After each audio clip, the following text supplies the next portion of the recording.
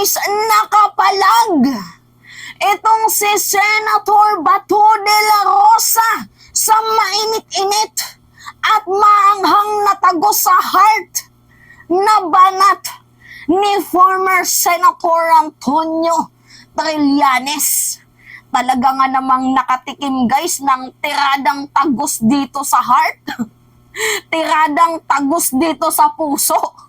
Talagang tumatak guys at hindi na po talaga siya nakagantay at up to this moment wala pa din pong statement itong si Senator Bato de la Rosa dito sa tirada na binitawan ni former Senator Antonio Trillanes. Alam nyo, dito sa punto na to, ang laki guys ng nilamang ng utak ni Bato at ni former Senator Antonio Trillanes. Alam nyo nga noon, naalala ko recap lang tayo. Itong si former Senator Antonio Trillanes, pinagtatawanan lang nila to the point na sasabihin nila na trililing, aso, 'di ba, irrelevant, 'di ba? Ganyan nila ibuli itong si former Senator Antonio Trillanes. And kagaya nga ng sabi ko sa inyo, bilog ang mundo.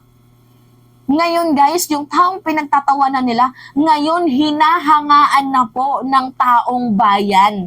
And I think kapag tumakbo to bilang isang senador, sure ako napasok to sa Magic 12. Kasi nandito kami, i-uplift namin itong si former Senator Antonio Trillanes. So ngayon nga guys, yung birada ni former Senator Antonio Trillanes dito kay Bato de la Rosa.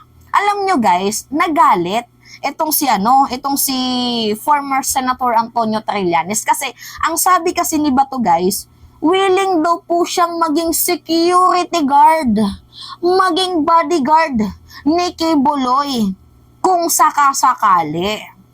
Ang reply naman po ni Senator Antonio Trillanes, talaga nga naman nak ng chucha, di ba? Nak ng pucha. Kung sa Pilipino pa, pero hindi ba nagmura si Trillanes? Parang ganito yung feelings niya. Luko-luko talaga to. Sabi, ano kaya yung napasok na naman sa utak ng mga alagad ni Duterte? Talagang mga walang matitinong gagawin no? So ngayon, basahin natin itong tabloid. Sabi dito, Trillanes slams Bato overprotection. Kasi nga guys, gustong protektahan, bigyan ng seguridad ni Bato de la Rosa itong si Kibuloy na willing daw siyang maging bodyguard, willing daw siyang maging security ni Kibuloy. Ito namang si Trillanes nag-react. Sabi niya, itong mga alagad ni Duterte talagang wala sa ayos. Oo guys, kasi alam niyo yung punto dito ni former Senator Antonio Trillanes, 'di ba? You are a public servant. You are meant to serve the public. Sinusweldohan ka ng taong bayan. Hindi ka naman sinusweldohan ni Kibuloy, 'di ba? Inelect ka ng taong bayan. And dapat, you are a senator, protektahan mo sana yung mga walang boses. 'Di ba? Yung mga hindi kayang ipaglaban ng kanilang karapatan, yung mga walang kaya. Yan dapat yung pinoprotektahan. Jutang ng Ginemes, puprotektahan ni Kibuloy yung isang sikat, 'di ba? Tapos meron pang sandamakmak na bilyones. Ano 'yun? 'Di ba? Ano yung gusto mong palabasin? 'Di ba? Yan po yung kinagagalit ni former Senator Antonio Trillanes na if you are a public servant, you are meant to serve the public. Protektahan mo yung taong bayan, hindi yung kaibigan. Talaga guys, ang laki ng punto Imagine, 'di ba? Inilik ka ng taong bayan, sinuswelduhan ka ng taong bayan, tapos yung protekta mo diyan sa kaibigan mo. Tama ba 'yon? Ngayon, basahin natin. Nasabi dito sa balita, former Senator Antonio Trillanes has thrown a major shade at Senator Ronald Bato de la Rosa over his controversial move to safeguard alleged sex offender Apollo Kibuloy at the Senate. So Trillanes blasted De La Rosa's move to shield Kibuloy, reminding about the role of senator as a defender of powerless and voiceless 'Di ba? Pinapaalala ni former Senator Antonio Trillanes na, "Hoy, Bato, senador ka. Yung trabaho mo ay pagtanggol, protektahan yung mamamayang Pilipino. Hindi mo trabahong protektahan ng isang allegedly sex offender. Kriminal. 'Di ba? Hindi mo layunin protektahan ng isang kriminal. Inilik ka ng taong bayan para protektahan ng taong bayan. 'Di ba dapat yung paglilingkod mo sa taong bayan? 'Di ba? Huwag kang maging protektor ng isang allegedly criminal. Dapat ang protektahan mo yung mga walang boses, yung mga walang kakayahan, 'di ba? Yung mga walang pera. Kaso mali eh. Imbes na yung protektahan ni Bato, yung taong bayan, ang ginawa niya, pinoprotektahan niya yung kaibigan niya, which is, yan po yung kinagalit ni former Senator Antonio Trillanes.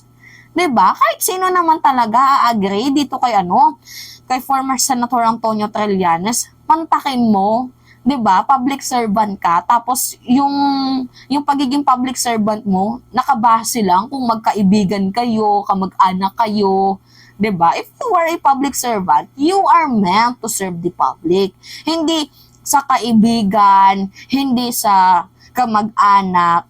Kasi hindi naman kamag-anak mo ang nag-elect sa'yo. 'Di ba? Almost magkano yung nakuha niyang boto? Millions. 'Di ba? So yung taong bayan nag-elect sa'yo, taong bayan ang protektahan mo. Tama guys, itong si former Senator Antonio Trillanes, sino nagsabing mali? Tuktukan ko.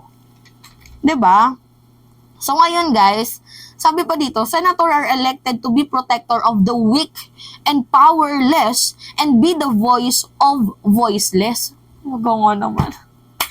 Grabe, ang sarap yakapin ni former Senator Antonio Trillanes. Tama guys! Alam nyo, naluluha ako Ang ganda ng statement niya Senators, ang mga senador daw ay binoto ng taong bayan para protektahan ang mga mahihina, mga walang kapangyarihan, at yung mga walang boses na tao.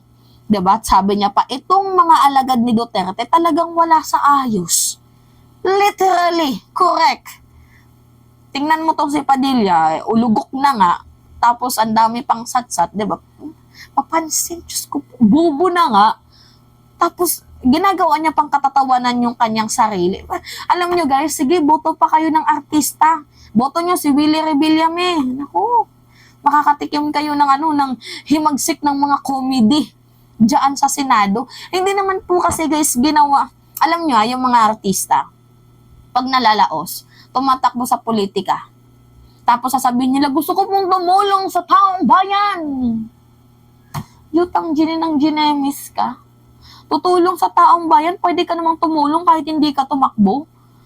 'Di ba? Pwede kang gumawa ng non-government organization kasi guys, ang pagiging senador, mambabatas, taga-protekta, 'di ba, ng mga walang boses. You are a legislator, 'di ba? Hindi ka dapat maging taga-break ng rules. Legislator ka, mambabatas ka. Yun. Hindi naman kasi guys sa pagtulong nakaikot lahat. 'Di ba? Yung pagtulong na bibigyan mo ng bigas, hindi yun yung tinutukoy ko Madaming klase ng pagtulong katulad nito. 'Di ba? Yung pagtulong sa mga walang boses, pagtulong sa mga nangangailangan ng proteksyon. Jutang ng Ginemis, poprotektahan ni Kibuloy, ay ni Bato de la Rosa, itong si Kibuloy. Si Kibuloy nga, allegedly, yung mga victims, hinaharas, kinikasing, dinedetrate, tapos poprotektahan mo pa yung taong yun. Yung taong hinaharas na, yung mga biktima, poprotektahan mo pa yun? For what? 'Di ba? Kasi ganito kasi yun, guys. 'Di ba may statement itong si Kibuloy na natatakot daw siyang pumunta kasi for security purposes. Ito namang si Bato, sumipsip. Sabi niya, ako yung mapoprotekta kay Kibuloy. Anong silbi ng mga PNP dyan? Kasi guys, kapag yan, poprotektahan niya si Kibuloy, iba na yung pumapasok na meaning sa akin yan 'Di ba? It's either itatago nila, it's either yung protektahan talaga nila sa lahat ng bagay. 'Di ba? Hindi naman ata yun fair. Online tok-tok yan para sa inyo. Targisan kayo. Sabi pa dito, De La Rosa, former police chief, offered to safeguard Kibuloy, who faces a Senate arrest warrant for skipping a hearing on allegation child abuse and trafficking. So De La Rosa said he could be one of the man's security team ready to thwart any threats to his life should he decided to attend the hearing. So yan po yung sabi ni Antonio Trillanes na senator are elected to be protector of the weak and powerless and be the voice of the voiceless. Itong mga alagad ni Duterte wala talaga sa ayos. Like literally, literal na wala sa ayos. Parang may mga sapak ba sa pag-iisip? Poprotektahan mo yung may pera, poprotektahan mo yung kayang iharas yung mga victims, poprotektahan mo yung may chopper, poprotektahan mo yung may private jet. Hibang ba kayo? Utak nyo blue. 'Di ba? Sko po. Ay, yung mga ganyang senador, re-electionist yan, guys. Wag nyo yung iboboto. Kasi pag binoto nyo yan, naku po, isa na naman pong sakit sa ulo ng sambayan ng Pilipino. 'Di ba? Nakikita nyo yung ginagawa nilang mind conditioning sa atin. Nakikita nyo yung mga trabaho nila. 'Di ba? Kagaya din ng pagpoprotekta nila sa mga pulis na merong malalaking kargo. 'Di ba? Alam niyo yun, guys, yung sa AJK. Yan, yun po yun. Anyway, it's me again, guys. Si Mima Alicia Jot nagbabalik ulit para sa ating panibagong video.